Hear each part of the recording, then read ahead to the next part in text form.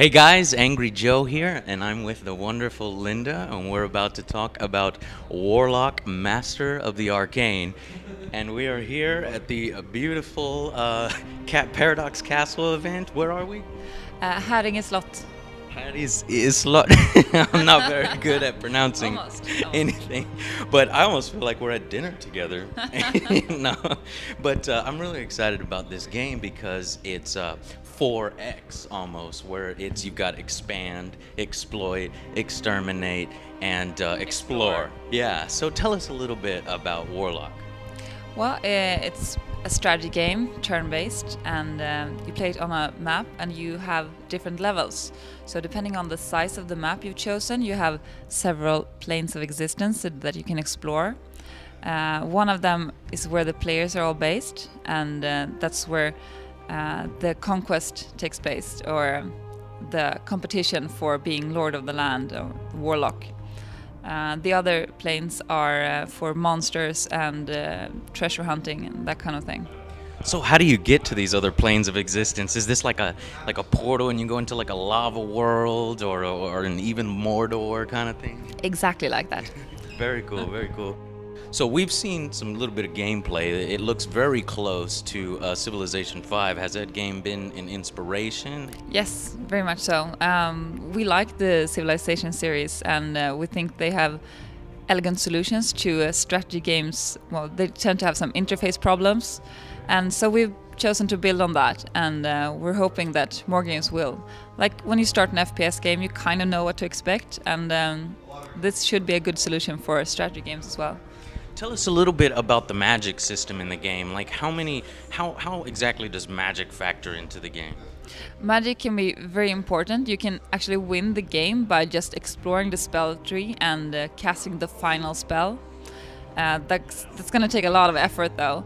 But there are different kinds of spells. You have debuffs, buffs, and direct damage spells. And if you become close with one of the gods, they will also give you special kinds of spells. And there are a lot of things you can do with them. You touched a little bit on that. I'm interested. So, like in Civ, there's multiple ways to win. Are there different victory conditions in this game as well? And what are those victory conditions?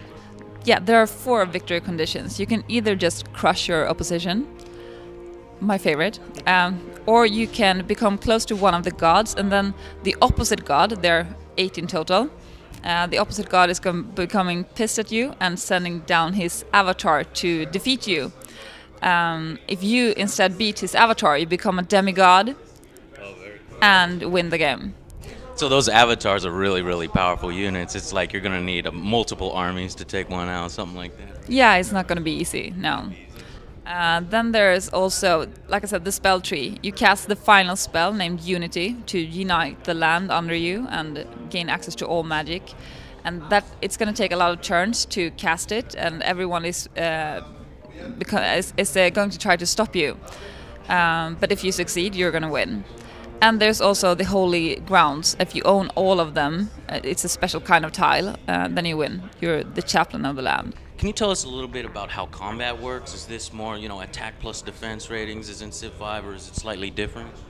Well, if you have played Civ 5, you're going to recognize the basics. You have hex, and there's 1 unit per hex. And there are different kinds of units. You have the melee and ranged, flying, and magic. And you can also, of course, help out with your the mage you're playing. That one isn't on the map, but you are the one casting all the spells and that kind of stuff. And that can really turn the tide of a battle. Will there be like a campaign, or is this more like a sandbox type open missions? More a sandbox type. You are going to be able to choose different kinds of settings for the world, how big the map is going to be, how much land and water it's going to be, and how the map is ending. Like, are there going to be edges or roll our way around? And yeah. And how many races are in the game, and about how many units would you say are in each race? There are 3 races, and each have different units with their own unique abilities, and they also gain perks when they level up. And the strategy or the tactics you need to use in battle when you have the different races is going to differ, because one archer of the skeleton armies and one archer from the humans is not going to be the same thing at all. In total, I'm not sure how many units there are. There are a lot. Yeah. What exactly are those factions? So we know there's humans, and then you just said undead. Undead and the monsters. And then there's also going to be one neutral faction. They're gray, and they don't have a leader, so you can just take over one of their cities without repercussions, which is nice. And then they're wandering monsters. Sort of like independent nations, those grays. Now, as a human, will you be able to control units of other types? For example, I don't know, like get a giant spider in your army and send them out? Yes, absolutely. If you take over an enemy city, you can build up those kinds of troops that you have buildings for.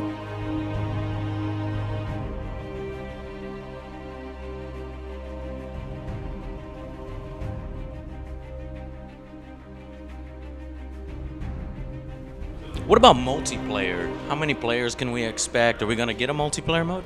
The multiplayer is going to be in the game, but not at release, unfortunately.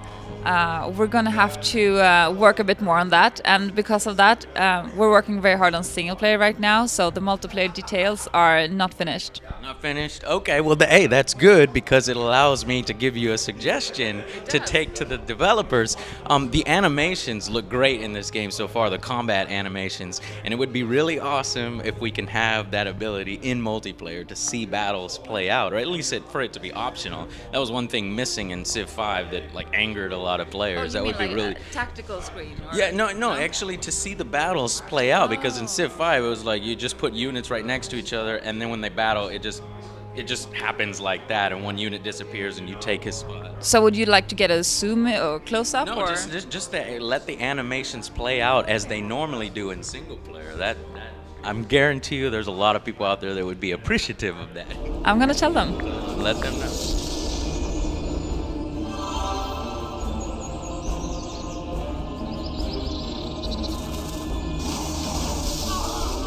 And yet they know that only one shall be named Warlock, Master of the Arcane. So how much will the game be, and when is it coming out?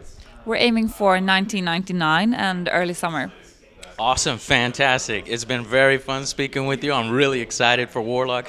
Guys, seriously, check it out. If you love turn-based strategy, hex games, in a fantasy setting, this game's for you. I'll see you guys on the next Angry Joe Show.